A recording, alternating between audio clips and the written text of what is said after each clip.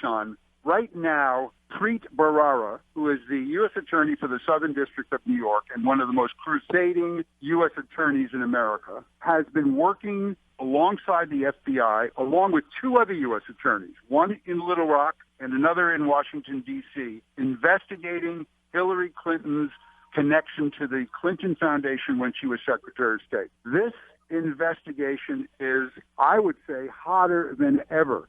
And I think that Comey, James Comey, the director of the FBI, who flamed out and failed to do what he should have done in the first place, which was indict her for the emails, may try to redeem himself now with the public corruption charge that Hillary was dealing in pay-to-play with the Clinton Foundation. Wow.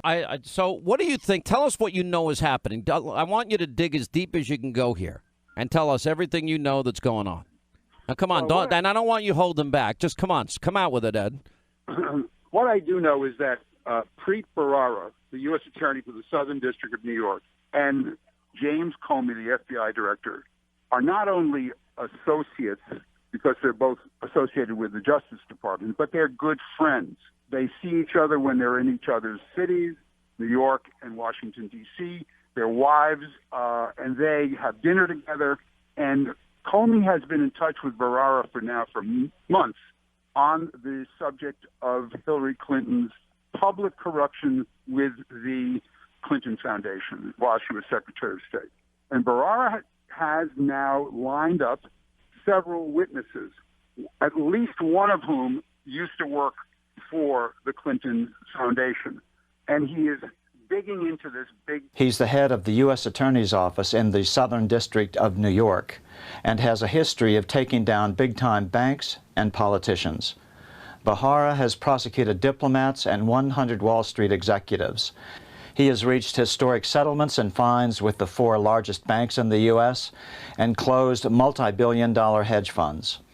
He has prosecuted New York State politicians, including the Speaker of the House, Sheldon Silver, and the Majority Leader of the Senate, both Democrats, and at one time even threatened to take on the Governor of New York. And we're investigating corruption in every place you can imagine one might find it. In the legislature, in unions, as we see today, in the executive branch, and I was making a broad and general point, deliberately lacking in specificity. After 85 straight convictions, he finally lost one in July of 2014, an insider trading case. How would you like facing a federal prosecutor with only a 1 chance in 86 of escaping free?